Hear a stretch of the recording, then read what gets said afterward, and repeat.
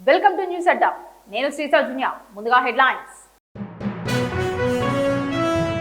కమిషన్ల కోసమే కాళేశ్వరానికి ఇప్పుడు మరమ్మతులు. కవిత. తెలంగాణ డీజీపీ ఎదుట లొంగిపోనున్న 30 మంది మావోయిస్టులు.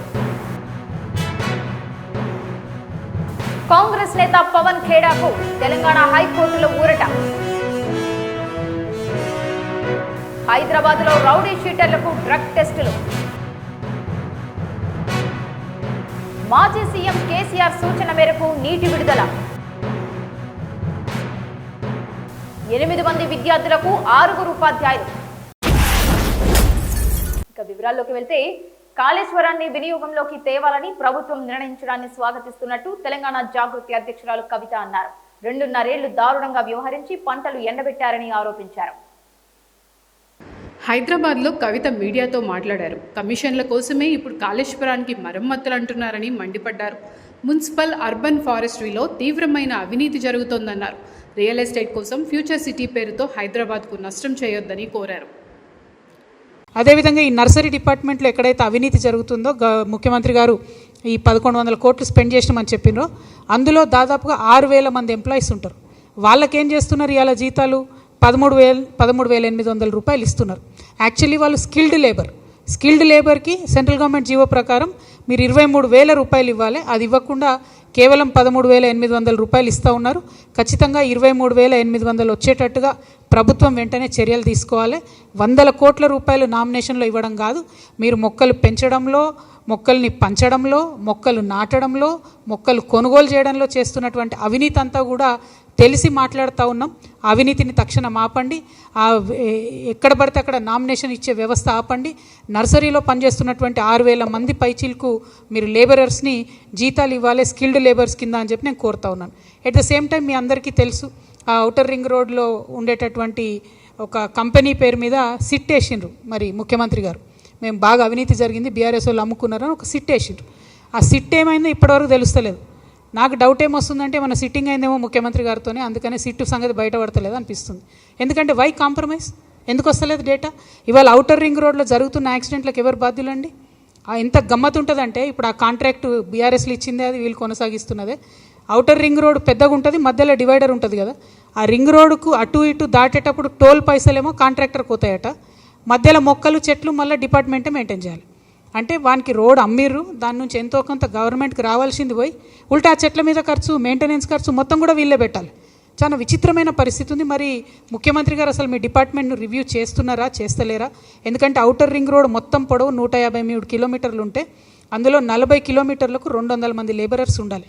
కానీ ఇవాళ ఉన్న పరిస్థితి యాజ్ ఆన్ టుడే మీరు పోయి చూస్తే టోటల్ 153 కిలోమీటర్స్కి 150 మంది మాత్రమే లేబర్ ఉన్నారు. అంటే మీరు కనీసం మన వాళ్ళకు పనిస్తలేరు, వాళ్ళతో మెయింటెనెన్స్ చేస్తలేరు, ఆ సిట్ ఏమైందో కూడా చెప్తలేరు. ఆ సిట్ ఏమైందన్న విషయాన్ని కూడా ప్రజలకు తెలియజేయాలని చెప్పి నేను కోరుతున్నాను. ఓఆర్ఆర్ మీద భద్రత అంటే సిగ్నల్ వ్యవస్థ లేక, ప్రాపర్గా పెట్రోలింగ్ లేక యాక్సిడెంట్స్ అవుతూ ఉన్నాయి. ఇక గంజాయితో జరిగే యాక్సిడెంట్లు విపరీతంగా పెరుగుతున్నాయి. కాబట్టి వాటి మీద ముఖ్యమంత్రి గారు శ్రద్ధ పెట్టాలని నేను కోరుతా ఉన్నాను. అయితే విచిత్రం ఏంటంటే ముఖ్యమంత్రి గారు శ్రద్ధ ఒక డిపార్ట్మెంట్ మీద బాగా గట్టిగా పెడుతున్నారు, దాన్ని ప్లానింగ్ డిపార్ట్మెంట్ అంటారు. అయితే ఈ ప్లానింగ్ డిపార్ట్మెంట్లో ఈ సంచులు మోసే భీంబాయ్ ఉంటారు ముఖ్యమంత్రి గారి దగ్గర, ఆయన పేరు చెప్పడం నాకు ఇష్టం లేదు, కానీ ఆయన కంప్లీట్గా ఆయననే ఇన్ఛార్జ్ అన్నట్టు. ఈయన చైర్మన్ ఉంటే ఆయన వైస్ చైర్మన్ అన్న లెవెల్లో వాళ్ళు చెప్తే తప్పితే పని అవ్వడం లేదు. రియల్ ఎస్టేట్ వాళ్ళందరూ కూడా వచ్చి మొత్తుకుంటున్నారు. హైడ్రాతోని రియల్ ఎస్టేట్ సగం కుదేలు చేసిండ్రు, రెండవది అవినీతితో కుదేలు చేస్తున్నారు. Per square feet 150 rupees up front ఇస్తే తప్ప పర్మిషన్ ఇవ్వమని చెప్పి ప్రభుత్వం రియల్ ఎస్టేట్ వాళ్ళను వేధించడం మానుకోవాలి. రియల్ ఎస్టేట్ వాళ్లకు మీరు కంప్లీట్గా ఎక్స్టార్షన్ చేస్తూ ఉన్నారు. దీని మీద మీరు ఈ వేధింపులు మానుకోకపోతే, ఈ ఎక్స్టార్షన్ మానుకోకపోతే ఖచ్చితంగా అవసరమైతే ఈడీ వరకు కూడా కంప్లైంట్ ఇవ్వడానికి తెలంగాణ జాగృతి వెనుకాడదని చెప్పి ఈ సందర్భంగా తెలియజేస్తూ, మరి గుంపు మేస్త్రి గారు జిహెచ్ఎంసీ అంటే గ్రేటర్ హైదరాబాద్ మున్సిపల్ కార్పొరేషన్ కాదు, గుంపు మేస్త్రి గారి హయాంలో జరుగుతున్న మహా కరప్షన్ అని చెప్పి మేము చెప్పాలనుకుంటున్నాం. ఈ కరప్షన్ని తప్పకుండా మీరు చెక్ చేయాలి, దీని మీద ఆలోచన చేయాలి. మన హైదరాబాద్ సిటీ డెవలప్మెంట్ని పక్కకు పెట్టి తెలంగాణ డీజీపీ ఎదుట 30 మందికి పైగా మావోయిస్టులు లొంగిపోనున్నారు. దీనికి సంబంధించిన వివరాలను డీజీపీ శివధర్ రెడ్డి వెల్లడించనున్నారు. లొంగిపోనున్న వారిలో PLDA బెటాలియన్ సభ్యులు ఉన్నారు. వీరిలో బెటాలియన్ డిప్యూటీ కమాండర్ సోది కేశాలు లొంగుబాటును పోలీసులు కీలకంగా భావిస్తున్నారు. సుమారు 40 ఆయుధాలను పోలీసులకు వీరు సరెండర్ చేసినట్లు సమాచారం. ఛత్తీస్గఢ్లో సిఆర్పీఎఫ్ కూంబింగ్ తీవ్రతరం కావడంతో కొద్ది రోజుల క్రితం తెలంగాణ పోలీసులను వీరు ఆశ్రయించినట్లు తెలుస్తోంది.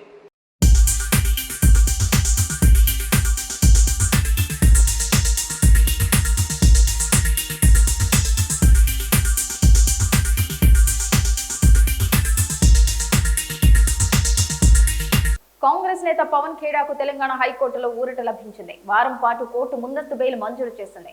అప్పటిలోగా సంబంధిత కోర్టులో రెగ్యులర్ బెయిల్ పిటిషన్ దాఖలు చేయాలని ఆదేశించింది.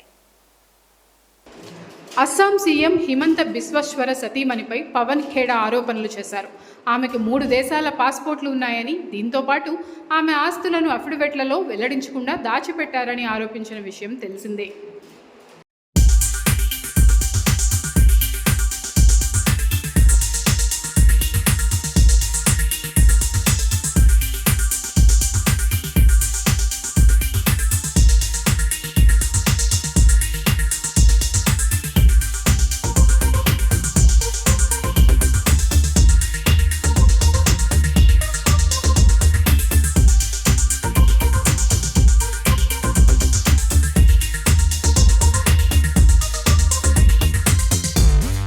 హైదరాబాద్ కమిషనరేట్ పరిధిలో రౌడీ షీటర్ల ఆగడాలు పెరగడంతో పోలీసులు కీలక నిర్ణయం తీసుకున్నారు. సిపి సజ్జనార్ ఆదేశాలతో రౌడీ షీటర్లకు డ్రగ్ టెస్టులు నిర్వహిస్తున్నారు. నగరంలో ప్రస్తుతం 1300 మందికి పైగా రౌడీ షీటర్లు ఉన్నారు. వారిలో 250 మందికి పైగా డ్రగ్ టెస్టులు నిర్వహించారు. 190 మందికి గంజాయి పాజిటివ్ వచ్చినట్లు పోలీసులు నిర్ధారించారు. ఈ క్రమంలో గంజాయి సరఫరాదారులపై కఠిన చర్యలు చేపట్టనున్నారు.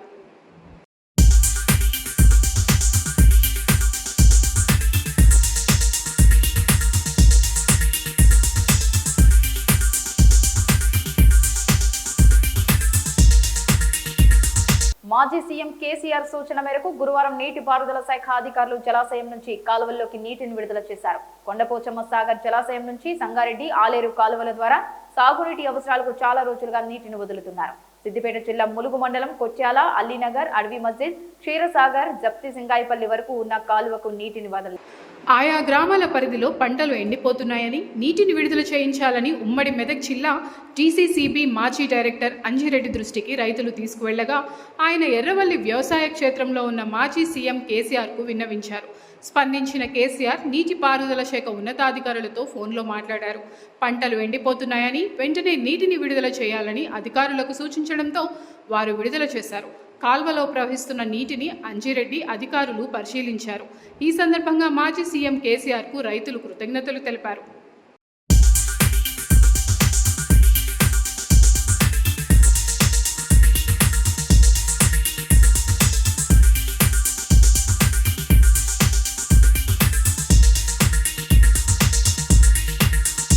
సర్కార్ బడుల్లో సాధారణంగా ఉపాధ్యాయులు తక్కువ, విద్యార్థులు ఎక్కువగా ఉండటం ఆనవాయితీ. తుంగతుర్తి మండలం తూర్పుగూడెం జిల్లా పరిషత్ ఉన్నత పాఠశాలలో భిన్నమైన పరిస్థితి నెలకొంది.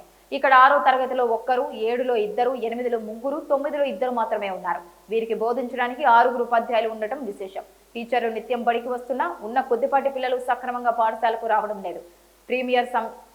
ప్రేయర్ సమయంలో 6 ఉపాధ్యాయులు హాజరవగా విద్యార్థులు 3 వచ్చారు. గ్రామంలో 6 నుంచి 10 వరకు చదివే విద్యార్థులు మొత్తం 36 మంది ఉండగా 18 మంది ఆదర్శ పాఠశాలకు, మరో 10 మంది వివిధ ప్రాంతాల్లో చదువుకుంటున్నట్లు ప్రధానోపాధ్యాయుడు వెంకటరెడ్డి తెలిపారు. మరోవైపు ఇదే జిల్లా మధ్యరాల మండలం పోలుమల్లలోని పిఎం శ్రీ ప్రాథమిక పాఠశాలలో 97 మంది విద్యార్థులకు 4 ఉపాధ్యాయులు ఉన్నారు. రాష్ట్రంలో చాలా చోట్ల ఇలాంటి పరిస్థితే ఉంది. వచ్చే విద్యా సంవత్సరంలోనైనా విద్యార్థులు, ఉపాధ్యాయుల సంఖ్యకు అనుగుణంగా సర్దుబాటు చేయాలని పలువురు అభిప్రాయం వ్యక్తం చేస్తున్నారు. ఇవి ఇప్పటివరకున్న బులెటిన్ అప్డేట్స్. మరొక బులెటిన్తో మళ్ళీ కలుసుకుందాం. అంతవరకు సెలవు, నమస్కారం.